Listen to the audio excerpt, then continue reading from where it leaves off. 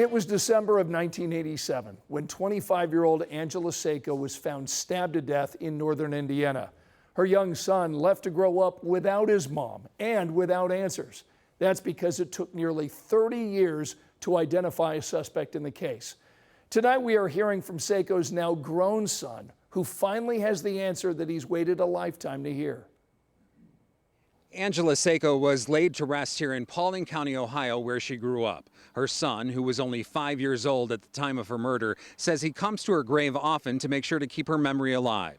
He says now that police have identified a killer, she can finally rest in peace. Let's begin with this picture from 1997. Angela Saco sitting with her son, Steffon. It was Christmas time. Just days before, police say two hunters discovered Saco's body on the edge of a reservoir in Huntington County. She was last seen leaving a downtown Fort Wayne club where she worked. Yeah, this is her classroom here. It's from 1991. Steffon, now 34, has spent the last 3 decades wondering who killed his mom. He's held on to that class ring, these pictures, and her death certificate, even though it's a painful reminder of how she died. He's also held on to hope. I really do believe with the way technology is now and the advancement that I do believe there'll be a lot more cases that will finally get solved. His mother's case is proof of that.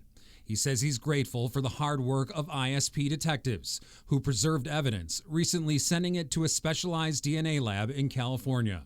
Finally, a hit.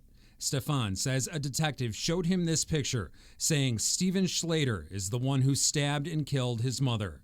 Schlater died several years ago, robbing the Saco family of a trial and the chance to ask so many lingering questions. I'd ask him, I'd be like, why did you kill my mom? Like, what did you have against her? She was a beautiful, loving person. And for someone like you to do that and take someone's mom away at a very young age, that was not right. He says he still has strong memories of his mom, even though he was so young when she died.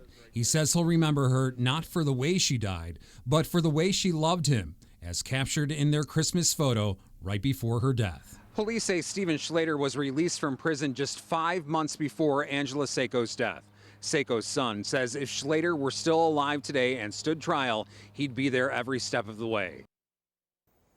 That was Tom Powell from our NBC station in Fort Wayne.